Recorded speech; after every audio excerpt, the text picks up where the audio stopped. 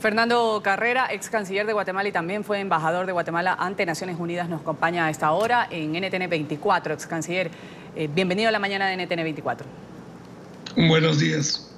Hasta ahora las autoridades han reunido con sus familiares a 522 niños aproximadamente, aunque 2.000 y pico siguen bajo custodia de las autoridades según los datos que han sido publicados por el Departamento de Seguridad Nacional.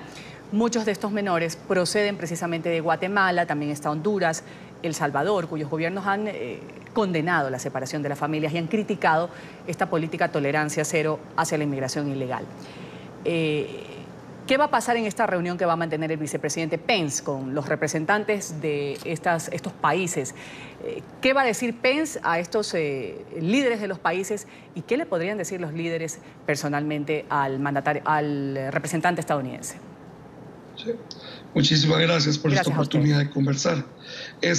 Bueno, en primer lugar, yo creo que el vicepresidente Pence va a repetir el discurso que ha venido dando la administración Trump, que es básicamente el discurso de la disuasión, de que los migrantes o las familias que pretenden migrar a Estados Unidos no deben de hacerlo porque hay riesgos y porque ellos los van a detener. Y esto es básicamente el mensaje a los países centroamericanos. Y yo creo que existe también una noción o una visión, una perspectiva de que los países centroamericanos, los gobiernos, de alguna manera están fomentando este tipo de migración. Y por eso es que se está pidiendo a los gobiernos que impidan que exista migración. Esta es la posición del gobierno norteamericano. La respuesta centroamericana es un poco más compleja que lo que plantea la administración norteamericana. En primer lugar, yo creo que los gobiernos centroamericanos vienen respaldados ahora tanto política como judicialmente por las autoridades dentro de Estados Unidos. ¿En qué sentido? Tanto el Congreso de Estados Unidos como el día de ayer un juez federal han decidido que la separación de familias no puede continuar y que si la disuasión es una política importante para la administración Trump, no puede aplicar disuasión separando familias. Y yo creo que ese elemento va a ser un elemento de fuerza del lado centroamericano. El segundo elemento importante es que la insistencia de la administración Trump en los factores de empuje de la migración, como son la pobreza, la violencia, también la corrupción de los gobiernos, es una parte de la historia. Pero la otra parte de la historia son los factores de atracción de la migración hacia Estados Unidos. ¿Y qué está pasando en Estados Unidos? En Estados Unidos está mejorando la economía. Hay más empleo, están mejorando los salarios. El salario mínimo se está elevando. Y por otro lado, las familias están buscando reunificarse en este momento. Muchos de los niños que están migrando y de sus familiares lo están haciendo bajo un esquema de reunificación familiar. Entonces, hay dos factores que la administración norteamericana no toma en cuenta, que son esos factores de atracción, el buen estado de la economía de Estados Unidos y la necesidad de las familias de reunificarse.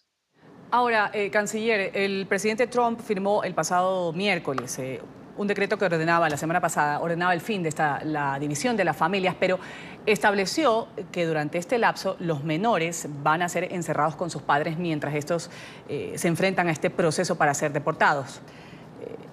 ¿Qué están haciendo? La pregunta aquí. La decisión judicial del día de ayer lo que establece es que todas las familias que ya fueron separadas tienen que estar reunidas con niños menores de 5 años en no más de 14 días. Y dan un plazo, y para los niños que son más pequeños todavía más. Pero la pregunta, de acuerdo a lo que usted... Menos todavía. O sea, sí. 14 días para menores de 5 años, exacto. 30 días para menores de 18 años. Pero mi pregunta, canciller, iba con respecto a lo que usted estaba diciendo de la situación de los países de Centroamérica y lo que ofrece Estados Unidos.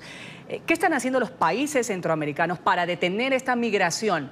Por una parte, lo que usted citaba, la atracción de un país del sueño americano, donde está mejorando la economía, donde hay oportunidades de trabajo, pero por otra parte, en países de Centroamérica, donde no hay oportunidades para muchos jóvenes, donde hay una inseguridad absoluta, donde hay pandillas, donde una madre y un padre deciden agarrar a su muchacho, arriesgarlo en la frontera, a pesar de ser separados, en muchos de los casos, para que no se involucre en una mala salvatrucha, por ejemplo. ¿Qué es lo que están haciendo actualmente los gobiernos para detener esa migración? Es que como lo está planteando no es como está sucediendo. La mayor parte de las familias que están buscando llegar a Estados Unidos no lo están haciendo en este momento por el temor a la violencia y a la pobreza. Lo están haciendo porque tienen ya familiares en Estados Unidos y desean reunificar sus familias. El factor de la reunificación familiar ha estado ausente en este debate por mucho tiempo, pero es el verdadero tema. Si usted mira las tendencias estadísticas de la migración centroamericana hacia Estados Unidos, lo que tuvimos fue un pico entre el año 2000 y el año 2007, y luego cayó, y luego volvió a subir ligeramente, pero nunca a los niveles anteriores. Lo que estamos viendo en este momento es que muchas familias que ya migraron a Estados Unidos están pidiendo que sus hijos o sus hermanos menores o sus sobrinos se unan a ellos en Estados Unidos. Y ese es el factor que más está atrayendo a familias. Anteriormente la migración era de adultos y de adultos solos, sin niños. Pero ahora es con niños porque básicamente están buscando la reunificación familiar. Pero mire, el gran problema que hay que tratar en este momento es cómo se va a lidiar con la reunificación de las familias que ya migraron a Estados Unidos. Mire, pero que hay casos y casos, porque por ejemplo, el otro día entrevistábamos aquí al padre de esa menor que fue portada de la revista Time, en la que se veía frente a frente con Donald Trump, esa imagen que dio la vuelta al mundo, y esta familia, según contaba el padre de la niña, ¿no? Su madre la había llevado, precisamente madre de 8 niños más, y decía, ella no quería que sus demás hijos se involucren en inseguridad.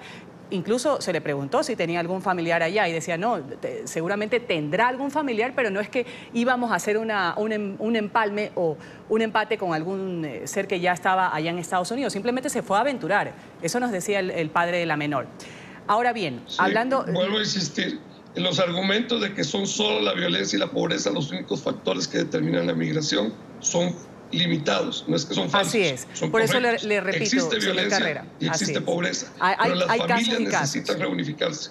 Hay casos y casos, por eso justamente le estoy diciendo. Bueno, ahora, casos y casos, pero yo soy un investigador del tema y le estoy dando una razón científica, analítica, basada en datos de por qué se está dando la migración en este momento. Perfecto, y le agradecemos su participación aquí en La Mañana precisamente porque eso es lo que necesitamos, los argumentos, y para conocer un poco más de gente experimentada como usted y que tiene estos estudios, entender un poco sobre la migración, más que nada de países centroamericanos. La visita de Pence va a servir, en este caso, ¿usted cree, a esta nueva visita que hace a Latinoamérica? Se ha interesado por el tema de Venezuela, pero particularmente va a reunirse con estos líderes de Centroamérica. ¿Va a quedar algo de esta reunión o usted cómo lo ve? Yo veo muy poco de esa reunión. Básicamente, la única iniciativa importante que ha tomado Estados Unidos en los últimos años para realmente atacar las causas, los factores que están impulsando la migración, como son la pobreza y la violencia, es la iniciativa de ayuda a Centroamérica que se aprobó en el año 2015 en principio. Esa es una ayuda muy limitada. Fueron 750 millones de dólares, que en este momento con recortes son aproximadamente 625 millones de dólares. En el año 2014, cuando yo era canciller en ese momento, tuvimos una discusión muy seria en Washington sobre el tema. Y nosotros dijimos claramente que si queríamos una disminución acelerada en la pobreza y en la violencia en Centroamérica, se necesitaban recursos mucho más frescos y por otro lado atacar la corrupción, porque esos dineros se pierden debido a la corrupción. Y cuando hablamos de recursos frescos más grandes, estamos hablando arriba de los 3.000 millones de dólares. Esta es la realidad. Eso es lo que está haciendo Europa en África. Está creando un fondo especial para apoyar a los países que están expulsando migración en este momento. Y si Estados Unidos no enfrenta esta situación, va a tener problemas de aquí en adelante. No solamente por la migración centroamericana, sino por la migración de otros países. Así que lo que estamos discutiendo acá es que debe haber un esquema de cooperación internacional y de ataque a la corrupción que permita de alguna manera disminuir aceleradamente la pobreza y la violencia en Centroamérica. Vamos a agradecer su tiempo. Ha sido Fernando Carrera, ex canciller de Guatemala. Él también fue embajador de Guatemala ante Naciones Unidas. Gracias por estar con nosotros, señor Carrera. Un buen día para usted.